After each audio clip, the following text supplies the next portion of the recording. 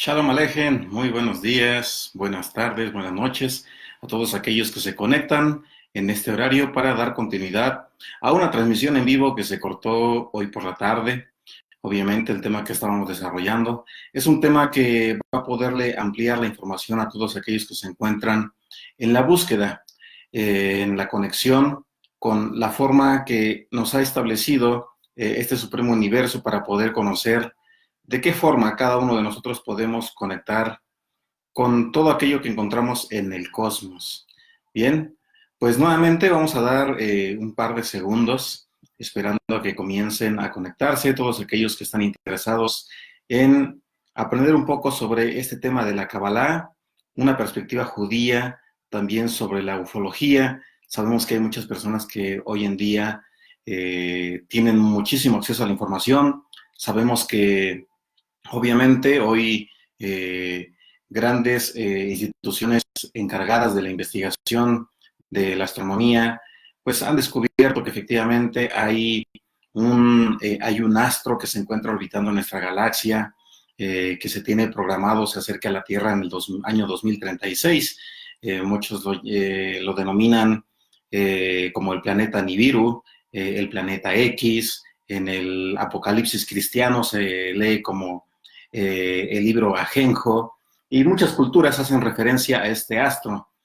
Obviamente, pues esto es algo que anteriormente ya se había dado a conocer, obviamente no había forma de demostrarlo. Hoy, gracias a los avances de la ciencia, pues podemos conocer que es real, que efectivamente todo conocimiento que se ha venido heredando a través de los sabios de hace miles de años tienen un verdadero fundamento.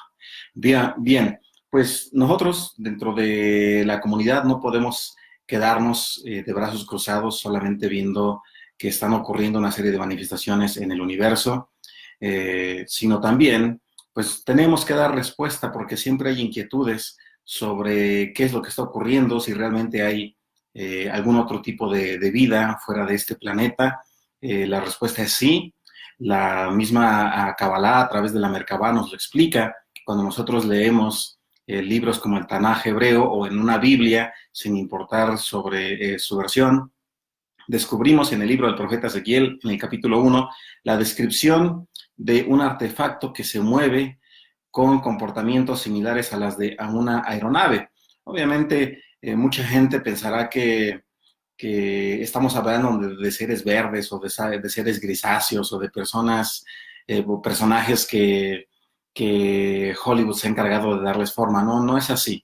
Muy importante que nosotros entendamos o demos siempre la oportunidad de querer aprender desde una perspectiva metarracional. Esto quiere decir que, como nos decía el gran Rambam Maimónides, nos mencionaba que aquello que nosotros por el momento no hemos podido comprobar no significa que por ello no sea real. Muchas veces nosotros decidimos de forma voluntaria darle tanta credibilidad a la ciencia cuando realmente pues la mayoría de los argumentos que también tienen son meramente teóricos, pero que con el paso del tiempo se demuestra que efectivamente sí hubo una gran verdad. Aquello que se creía era superstición, no es superstición, es una realidad que hoy está alcanzando el conocimiento de muchas personas. Hoy, en estos tiempos es necesario que cada vez más gente esté buscando consecutivamente una respuesta para poder comprender de dónde viene el ser humano, pero sobre todo para poder entender y darle forma a su misión de vida. Ahora, también es muy importante que nosotros entendamos algo. Cuando nosotros hablamos o pretendemos entender cuál es el propósito de nuestra vida en el universo, debemos de dejar a un lado el antropocentrismo. Es decir, tengo que quitarme yo del punto central y dejar de creer por puro ego que la creación tenía un propósito y era darme existencia a mí como ser humano, y cuando se dio la creación del ser humano, ahí terminó o ahí concluyó todo, y no es así. Tal no es así que nosotros sabemos que constantemente el universo se está expandiendo en promedio 70,000 kilómetros por segundo. Entonces, si el universo sigue expandiéndose, nosotros no podríamos decir que terminó el proceso de la creación únicamente con la llegada del ser humano. Bien, bueno, pues tenemos que comenzar, vamos a entrar en materia. ¿A qué nos referimos nosotros con la Kabbalah? Pues recordando etimológicamente, la palabra Kabbalah significa la recepción de la tradición. Merkabah significa del carro de fuego. Por lo tanto, cuando hablamos de la Kabbalah, de la Merkabah, estamos hablando de la enseñanza que recibimos sobre el carro de fuego que se encuentra expuesto, vuelvo a mencionar, ahí en el Tanaj hebreo o en una Biblia, en el libro de Ezequiel, libro del profeta Ezequiel, capítulo 1, versos 1 en adelante. Bien, ahora cuando nosotros hablamos sobre esto es muy importante primero entender el origen de esta revelación. Y para ello vamos a hablar un poquito sobre el tema de la Kabbalah y desde qué época se remonta. Muchas veces nosotros pensamos que hay un punto específico donde se tiene que revelar este conocimiento, pero tras la noche de los tiempos nos damos cuenta de que cada vez es más complicado poder asignarle una fecha en el momento en el que se revela la Kabbalah. Mencionados, muchas personas piensan que la Kabbalah se manifiesta en el siglo XII, siglo XI, siglo XII, a través de Rabí Moshe de León.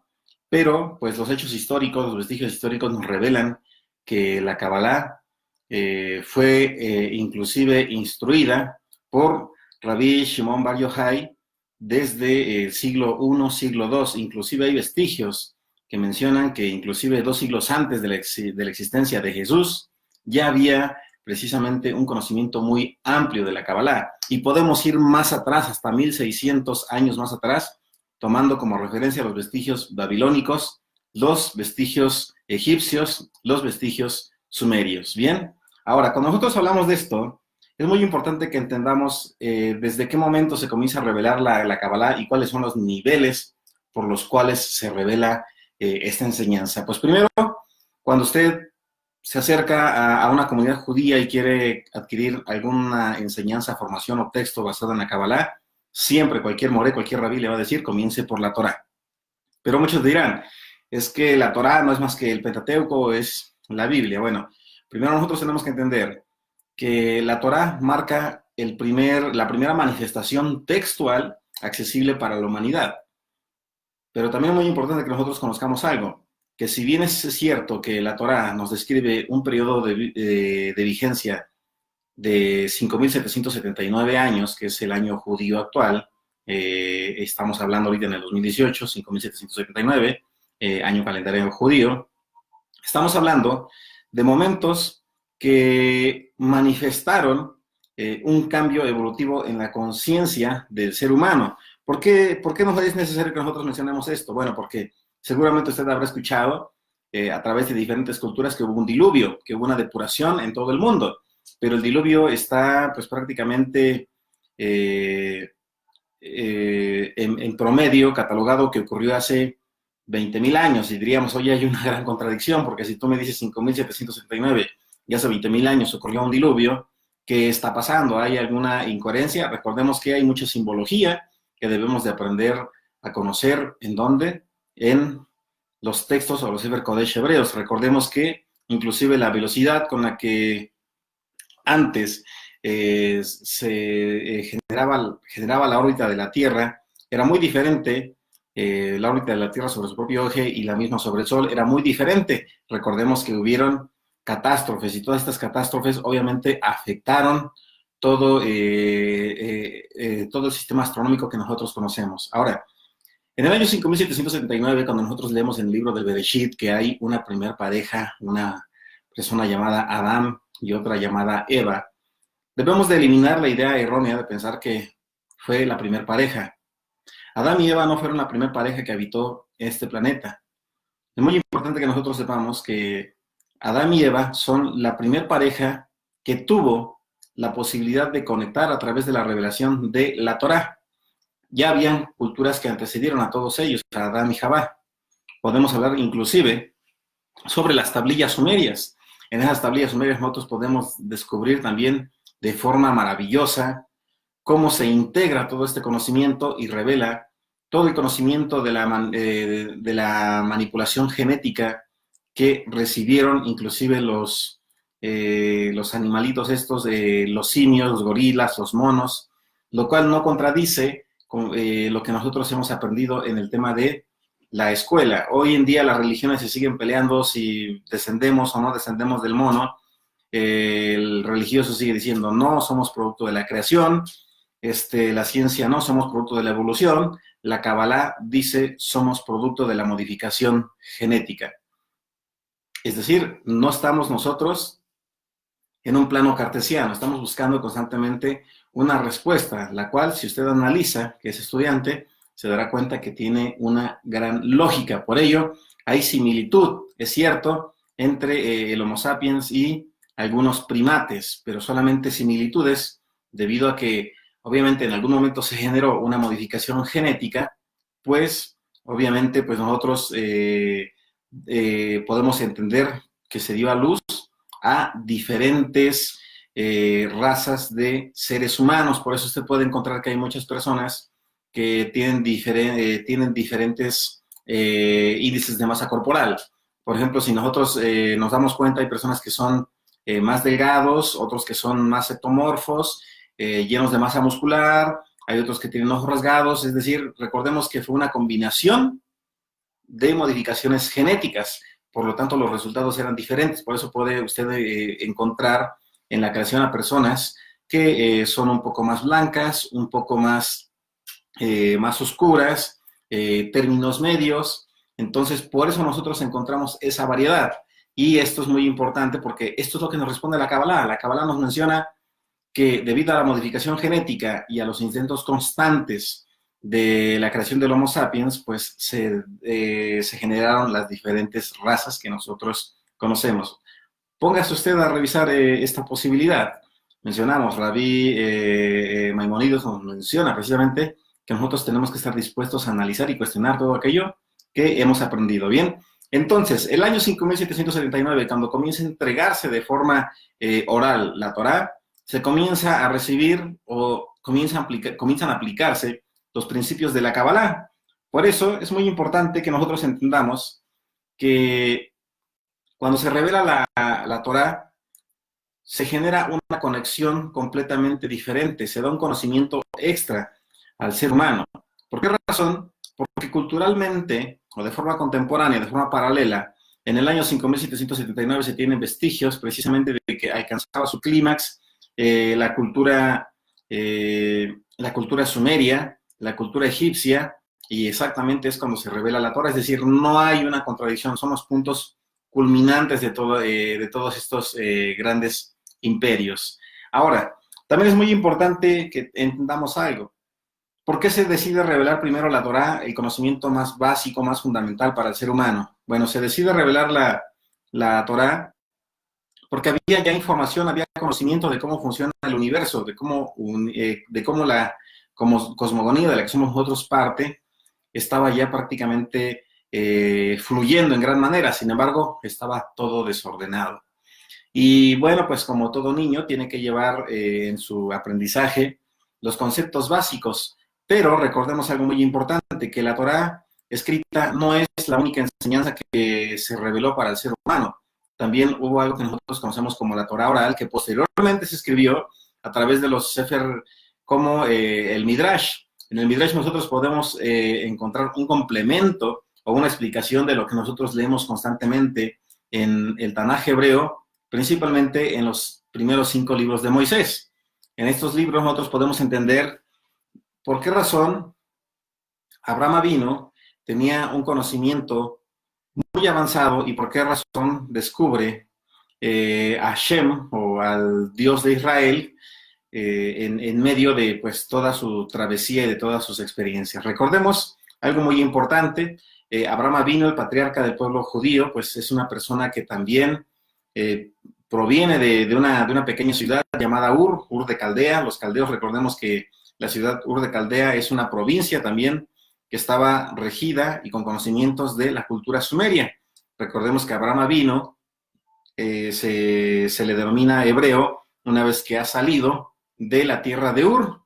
Recordemos que también Abraham Avinu tenía un padre que se llamaba Tenar. Este hombre, o su padre, pues era un una persona que conocía mucho de ocultismo, nos describe también el Génesis, que este hombre pues siempre incitaba a que Abraham Avinu venerase a deidades que se hacían anteriormente de barro, de cerámica, y Abraham se resistía a eso. ¿Pero por qué razón? Porque Abraham Avinu constantemente cuestionaba todo el sistema de creencias que le estaba transmitiendo su padre. Inclusive su padre y su madre en algún momento se enfadaban con él e inclusive llegaron a entregarlo ante el rey Nimrod cuando él destruyó a estos ídolos. Y esto sucede en la actualidad, cuando usted comienza a destruir todos los ídolos o los objetos transicionales de los que depende el ser humano, pues prácticamente comienza a revolucionar su vida y pues a veces tiende también a ser un incomprendido, porque ya no es fácil de que usted sea convencido por algún gurú. Eso lo veíamos en alguna otra clase, ¿verdad? Mencionamos que hoy revelar la Kabbalah a través de los Sefer Kodesh que conocemos nos va a permitir a nosotros tener una información un poco más amplia y nos va a invitar siempre a cuestionar ello. Bien, ahora, también es muy importante que nosotros recordemos algo. La Kabbalah fue entregada de dos formas. La primera fue la parte oral y esta después se volvió escrita.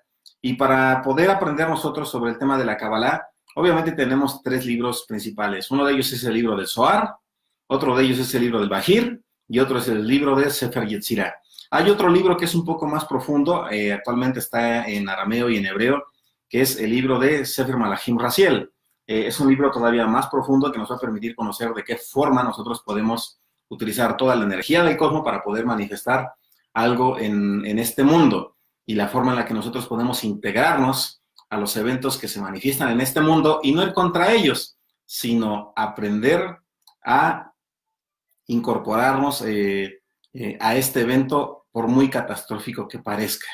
Bien, ahora, también es muy importante que nosotros sepamos que cuando se escribe también la Kabbalah, se comienza a revelar una gran enseñanza. Aquí le voy a invitar a usted que lea, seguramente hay mucha gente que tiene una Biblia cristiana, bueno, libros históricos cristianos, donde usted va a escuchar o va a leer de un personaje, de un rabino llamado Jesús. Cuando nosotros hablamos desde la Kabbalah, ojo, quiero aclarar, esto no es religiosidad, por eso podemos hablar de Jesús sin ningún problema, como podemos hablar de Mahoma, podemos hablar de cualquier otro maestro, podemos hablar de Buda, estamos hablando de Kabbalah, no de religión. Si usted lee sobre Jesús desde una perspectiva en base al análisis cabalista, se va a dar cuenta de que fue una persona que logró simplificar la enseñanza cabalista a través de manifestaciones muy sencillas. Es decir, él trató de simplificar la enseñanza que nosotros muchas veces tratamos de descubrir a través de parámetros que son aplicables en nuestro diario vivir. Por lo tanto, si usted quiere aprender sobre la Kabbalah, seguramente si usted lee sobre este rabino, va a poder tener una perspectiva maravillosa de todo lo que hizo, porque cada vez que él manifestaba algo, conocía los días en los que tenía que hacer, las horas en que tenía que realizarlo y sabía en qué momentos aislarse para poder integrarse a la manifestación de un evento maravilloso en su vida. Ahora, también es muy importante que comentemos algo. Mencionamos un momento, hay vestigios egipcios y babilónicos que datan precisamente del conocimiento previo a lo que nos reveló Rabbi Shimon Bar Yochai. ¿Por qué razón? Porque cuando nosotros hablamos, por ejemplo, sobre el concepto o algo muy ¿cómo se llama? Muy consultado, que es qué pasa cuando nosotros morimos, qué hay acerca del tema de la resurrección, de dónde surgió esta enseñanza. Hay personas que dicen que va a ser una reacción corporal, eso no tiene lógica. Puede haber una transformación de la energía a través de la dispersión de la materia que nosotros somos y trascenderá a otro campo, pero es completamente diferente. Ahora, ¿por qué estamos empezando con esto? Porque seguramente muchos dirán, hoy estamos hablando sobre extraterrestres, o estamos hablando sobre ufología, o estamos hablando sobre los vestigios que dan origen a la Kabbalah. Bueno, es muy importante conocer esto. ¿Por qué razón? Porque llega un momento en el que nosotros leemos en el libro del Bereshit, en el libro de Génesis, sobre unos personajes que se menciona dejaron uno de los universos lo que nosotros llamaríamos como el universo de Beria. Ya estamos hablando de terminología de los 4 mundos que hace referencia a la Kabbalah. Dejaron ese mundo y lograron conectar con el mundo de Hasiah, que es el mundo físico. ¿Por qué es importante entender esto? Porque usted podrá decir, bueno, ¿cómo es posible que los malajim o estos seres, estos ángeles, dejaran esa esencia donde no hay un mundo perceptible más que se conecta solamente a través de una profundidad espiritual? ¿Cómo es que es posible que ellos hayan dejado ese tercer mundo y hayan llegado al mundo más básico, que es el mundo del universo de Asia, de Olam Hasiah, que es el mundo de la acción? Bueno, cuando nosotros logramos entender esto, podemos entender que también usted como ser humano puede subir a ese plano. Eso es lo que revela la Kabbalah, eso es lo que vamos a ir aprendiendo, ¿bien? Libro del Bereshit, capítulo 6. Libro del Bereshit, capítulo 6 nos describe que Ben Elohim, los hijos de los poderosos, vieron a las hijas de Adán, a las hijas de los hombres, se acercaron a ellas, tuvieron relaciones sexuales y estos dieron a luz a seres que se conocían como los Nefilim o como gigantes. Usted recordará que hace aproximadamente 3 años dimos un tema denominado la Kabbalah y su origen sumerio. Bueno, pues cuando nosotros hablamos sobre estos personajes, nosotros también ya sabemos, aquí en el histórico de estos canales donde transmitimos, podrá documentarse de los descubrimientos arqueológicos que manifiestan que efectivamente hay personas o hay restos que han sido descubiertos de seres gigantescos que superan los 4 metros, 5 metros, hasta 7 metros. Pero bueno, este no es el punto ahorita. Aquí lo importante es quiénes eran los Ben Elohim. Ben es hijo, Elohim de los poderosos. Cuando nosotros decimos Elohim, referimos poderosos, nos referimos a los seres que viajaron o descendieron del mundo de Beriah hacia el mundo de Hasiah. Es decir, que tuvieron la posibilidad de materializarse, de reorganizar toda su energía y llegar a este plano. Ahora, aquí también hay algo muy importante. Aquí nosotros podemos ver efectivamente que entonces a través de la unión de estos dos seres se dio paso a la modificación genética que fue limpiada durante el proceso del diluvio. Ahora, es muy importante que nosotros mencionemos también algo. Cuando hablamos nosotros sobre ufología, sobre extraterrestres, no nos debemos de espantar. Sabemos que por ahí habrá cierto grado de incomodidad cuando tenemos que decir, pues, ¿y qué tal si no eran ángeles? ¿Qué tal si no eran malajim y eran extraterrestres? Bueno, no habría ningún problema.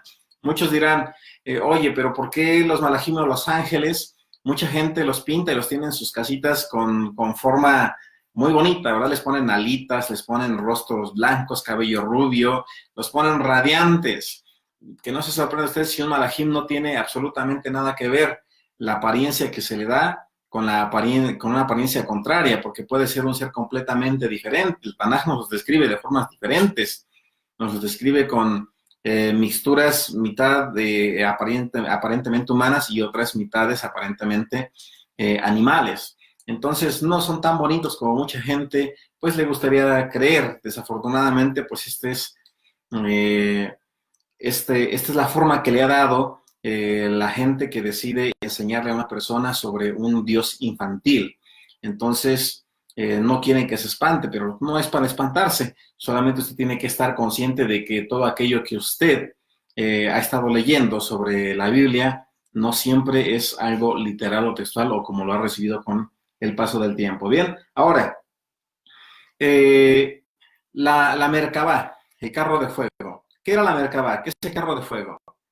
Bueno, pues obviamente nosotros podríamos decir que efectivamente es un vehículo de traslado. Hoy lo podríamos llamar como una nave espacial. Podríamos decir, bueno, eso sería contradictorio. La verdad es que no. Solamente que se genera nuevamente esa barrera, ¿verdad? Esa barrera de decidir no creer. Esto es como a mucha gente le gusta vivir engañada o le gusta que le mientan.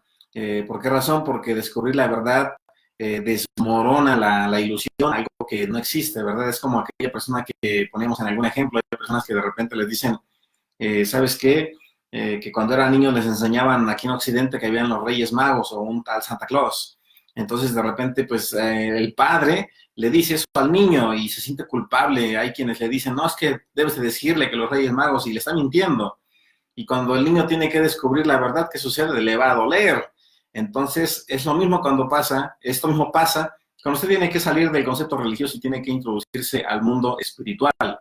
Recordemos, entonces, que para poder conocer el mundo de la Merkabah, nosotros tenemos que haber dejado un poco la conceptualización religiosa de la que se ha sido parte durante muchos años. Bien, ahora pues vamos a hablar sobre los cuatro mundos, los cuatro planos que nosotros conocemos y que vamos a empezar a utilizar con la finalidad de poder conectar de forma eficiente con todos estos con todas estas dimensiones. El primero de ellos, nosotros lo llamaremos Olam, que es el mundo, puede ser universo. Olam Hasia, que significa el mundo de la acción.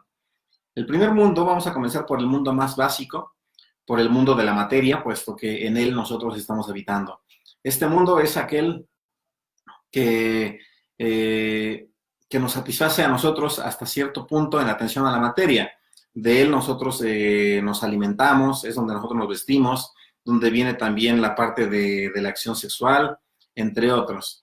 El mundo de Asia también tiene hasta cierto grado una forma de santificación, pero que está en un proceso de corrupción constante debido a que pues, nos oxidamos, lo sabemos muy bien, hasta que pues dejamos nuevamente de estar en este mundo, al menos a través de la percepción visual.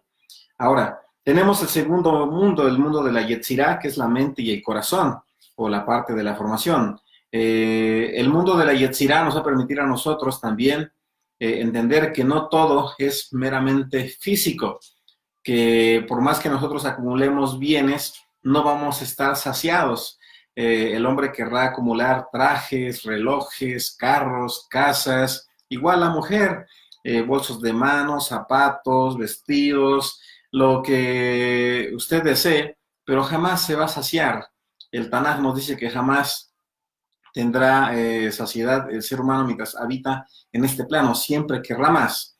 Pero, pues en el mundo de Yetzirah, el mundo de la mente y del corazón, es el mundo donde nosotros comenzamos a hacernos ahora sí las interrogantes cuando entramos a un mundo donde se generan ciertos conflictos o vacíos existenciales. Eso es lo maravilloso de tener diferentes situaciones que desequilibran al ser humano porque le invitan a cuestionar sobre su propósito en esta vida. Ahora, volviendo al punto, en este mundo nosotros debemos entender que nosotros no somos el centro del universo ni el fin de la creación. Somos parte del cosmos y tenemos un propósito en este universo. Y está establecido directamente en el huerto del Edén. La Torá nos revela que cuando el hombre es colocado en el Edén, en el mundo, se le dice que tiene que cuidarlo. Y cuidar significa amar todo aquello que tienes, no solamente a la persona, también al animalito, a la naturaleza, a todo aquello que tú haces, tienes que amarlo y no dañarlo. Cuando usted entiende que su propósito es cuidar, todo aquello que en lo que usted está participando se dará cuenta de que realmente su propósito es completamente diferente. Aquí el problema es, como mencionábamos, que el ser humano muchas veces al colocarse como un centro del todo, quiere que todo le rinda cuentas. El por qué me está sucediendo esto, el por qué no tengo lo otro, el por qué tengo este padecimiento. No es así. Usted tiene que comenzar a fluir. Mencionamos un momento y es difícil entender. Cuando hay una situación caótica, es muy complicado decir, tengo que fluir con la ola para evitar que la misma me destruya. Usted tiene que ir fluyendo. Por eso, en el Tanaj nosotros decimos, nos enseña el libro de Job, dice, ¿acaso nosotros solamente bendeciremos cuando nos va bien y maldeciremos al universo cuando nos va mal? Dice, no, tiene que aprender a fluir, porque de esa forma usted va a poder salir de forma un poco más inmediata, si lo quiere llamar, de alguna situación caótica y le encontrará forma a todo lo que usted está viviendo en este momento. El mundo que no es perceptible, el mundo debería se conecta a través de ¿qué? A través de seguir las instrucciones que nosotros leemos, a través del descubrimiento de la Kabbalah de los 72 nombres de Dios. Recordemos primero lo siguiente, que hay tres centros de estudio de Kabbalah. Está la Kabbalah de la Merkabah, la Kabbalah de los 72 nombres de Dios y la Kabbalah de Yetzirah. Bien, cuando nosotros hablamos sobre esos tres niveles de Kabbalah, nosotros debemos de entender precisamente que cuando hablamos sobre la Kabbalah de la Merkabah y la Kabbalah de los 72 nombres de Dios, vamos a poder entender que toda la energía que está integrada en nuestro aparente cuerpo material tiene la capacidad de modificar. Eso también lo dice la física cuántica, ¿verdad? Dice que cuando el observador mira, cambia el entorno de toda la realidad. Por lo tanto, cuando usted comienza a ser consciente de que las vibraciones, las emanaciones que surgen a través de sus diferentes fuentes de energía que hay en usted afectan todo el entorno, toma conciencia de que efectivamente puede usted conectar con un mundo que no es perceptible, un mundo que muchos dirían no tiene explicación, pero pues que hoy sabemos es cierto, ¿verdad? Gracias también a otras investigaciones japonesas de hace aproximadamente 2 meses, ¿verdad? Que se logró detectar o captar el campo magnético que emana en cada ser humano y que llega a expandirse de 1 metro a 2 metros. Entonces, mencionábamos un momento, cuando nosotros hablamos sobre otras culturas que hablan un poquito sobre el famoso ki o chi, tiene razón, y mencionamos, esto es algo que nos está revelando también la Kabbalah. Por lo tanto, todo lo que usted está emanando está creando la realidad que está atrayendo. En algún momento hablábamos sobre los principios de mecánica cuántica, mencionábamos que deberíamos tener mucho cuidado sobre si lo que nosotros estamos emanando es bueno o no lo es. Porque cuando nosotros emanamos algo, y sabemos utilizar esas energías, podemos materializar cosas maravillosas, ¿bien? El siguiente mundo se llama el mundo del Atzilut. Aquí no hay tiempo, en este mundo no hay espacio. Este es el mundo más difícil de entender o de comprender, debido a que ahí no hay un clic de recepción, es decir, ahí no hay forma en la que el ser humano pueda explicar. También no es malo reconocer que hay puntos que todavía nosotros desconocemos y que no somos capaces de explicar, pero que sabemos que con el paso del tiempo se va a lograr realizar.